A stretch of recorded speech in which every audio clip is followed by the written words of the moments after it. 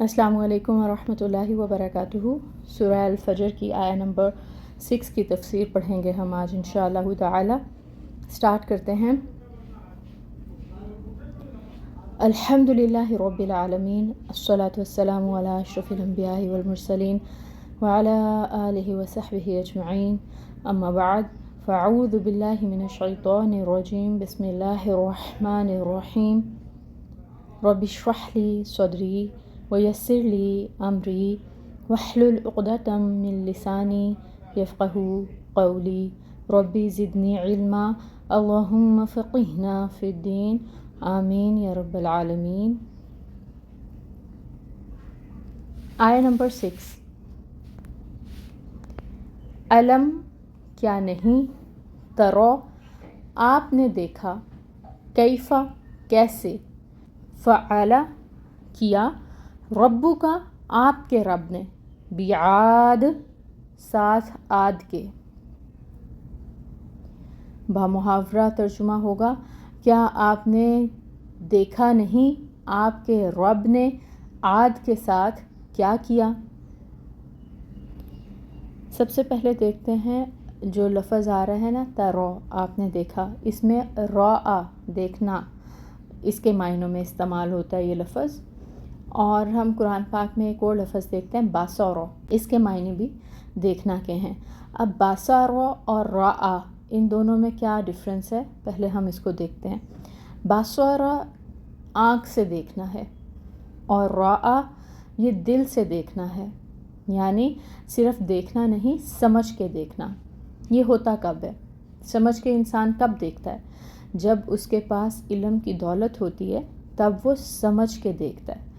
دل کا حال بھی ایسا ہوتا ہے جیسے آنکھ سے دیکھنا، یعنی جب نور علم انسان کے پاس ہوتا ہے تو پھر انسان اپنے دل سے دیکھتا ہے۔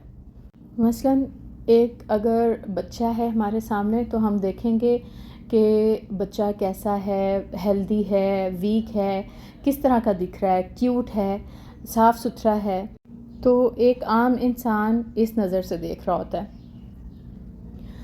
اب اگر ڈاکٹر دیکھے گا تو وہ دیکھے گا کہ بچہ جو ہے وہ بیمار تو نہیں ہے، اس کی صحت کیسی ہے، یعنی وہ اپنی ڈاکٹری کی نظر سے اپنے علم کی بنا پر اس بچے کو جج کرے گا۔ اب اگر ماں دیکھے گی اپنے بچے کو تو وہ کیسے دیکھے گی، یعنی میرا بچہ کمزور تو نہیں ہے، کمزور ہو گیا تو اس کو کھلایا پلایا جائے، یا پھر اگر گندا ہو رہا ہے تو اس کو صاف کیا جائے۔ یعنی ہر شخص کسی بھی چیز کو اپنے علم کی روشنی میں دیکھ رہا ہوتا ہے۔ اب اس آیہ مبارکہ میں ہم دیکھ رہے ہیں کہ قسمیں کھانے کے بعد اب ہمیں قوم عاد کے بارے میں بتایا جا رہا ہے، دکھایا جا رہا ہے کہ آپ نے قوم عاد کے ساتھ آپ کے رب نے کیا کیا، کیا یہ نہیں دیکھا۔ اب قوم عاد کون سی قوم تھی؟ قوم عاد کا ذکر بارہا قرآن پاک میں آیا ہے، اور یہ وہ قوم تھی جو حضرت نوح علیہ السلام کی جنریشنز میں سے تھی۔ حضرت نوح علیہ السلام سے ان کا سلسلہ جا ملتا ہے تیسری پشت پر، اور یہ یمن کے علاقے میں رہتے تھے، اور ان کی طرف جو پروفٹ بھیجے گئے تھے وہ حضرت ہود علیہ السلام تھے، اور طوفان نوح کے بعد پہلی با اقتدار قوم تھی، اور ان کو عاد اولیٰ بھی کہا جاتا ہے۔ اور یہ قوم جو تھی سرکش ہوئی، انہوں نے اپنے پروفٹ کو جھٹلایا، تو پھر اللہ تعالیٰ نے ان کی سرکشی کے نتیجے میں ان کے اوپر جو عذاب بھیجا وہ سخت ہوا کا عذاب تھا، جو متواتر 7 راتیں اور 8 دن تیز ہوا ان کے اوپر چلی تھی، اور اس ہوا نے ہی انہیں اکھاڑ دیا تھا، تہس نہس کر کے رکھ دیا تھا۔ تو اب جو اللہ تعالیٰ کوسچن پوچھ رہے ہیں ہم سے کہ کیا آپ نے قوم عاد کے ساتھ جو ہوا وہ نہیں دیکھا، تو ہم اس وقت نہیں تھے، ہم نے وہ زمانہ نہیں دیکھا، ہم نے آنکھوں سے نہیں دیکھا۔ ہم کہہ سکتے ہیں کہ ہمیں نہیں پتہ کہ قوم عاد کے ساتھ کیا ہوا، لیکن یہاں پہ آنکھوں سے دیکھنے کی بات ہی نہیں کی اللہ تعالیٰ نے۔ اللہ تعالیٰ نے کہا ترو، ترو میں پھر کون سا آتا ہے دیکھنا، دل سے دیکھنا، ٹھیک ہے۔ یعنی سمجھ کے دیکھنا. ہمیں قرآن پاک میں اس قوم کے بارے میں ڈیٹیلز بتا دی گئیں کہ انہوں نے سرکشی کی تھی اور جھٹلایا تھا اپنے پروفٹ کو، اور اللہ تعالیٰ کے ساتھ انہوں نے شریک ٹھہرایا تھا.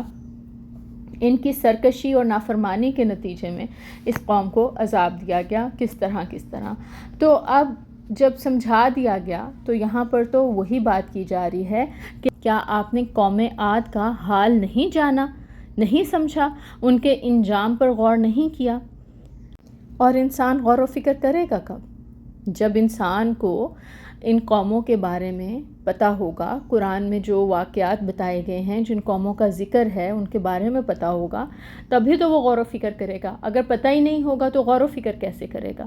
اور قوم عاد، قوم سمود یا باقی قومیں جن کا ذکر آتا ہے قرآن پاک میں، بہت سارے لوگوں کو نہیں پتہ کہ کون کون سی قوم کا ذکر ہو رہا ہے قرآن پاک میں. ایون قوم عاد اور قوم سمود کے بارے میں اگر بات کریں تو بہت سے لوگ کنفیوز ہو جاتے ہیں اور بہت دیر تک اس بات پہ کنفیوز رہتے ہیں کہ کون سی قوم کی طرف کون سے پروفٹ بھیجے گئے تھے، پہلے کون سی قوم تھی اور پھر بعد میں کون سی قوم آئی. تو ضرورت اس بات کی ہے کہ قرآن کو پڑھا جائے، سمجھا جائے، غور و فکر کیا جائے اور اپنے لیے عبرت حاصل کی جائے. اللہ تعالیٰ نے قرآن کو نصیحت کہا ہے، اللہ تعالیٰ نے اس میں عبرتیں بیان کی ہیں تاکہ انسان اپنے لیے لیسنز ڈرائیو کر کے اپنی زندگی کو سنوار سکے. اسی قوم کے بارے میں ابھی بات کنٹینیو ہے اور اس کو ہم انشاءاللہ نیکسٹ آیا نمبر 7 میں دیکھیں گے کہ اسی قوم سے متعلق آگے اللہ تعالیٰ ہمیں کیا بتا رہے ہیں. سبحانک اللہم و بحمدک اشہد ان لا الہ الا انت استغفرک و اتوب الیک. السلام علیکم ورحمۃ اللہ وبرکاتہ.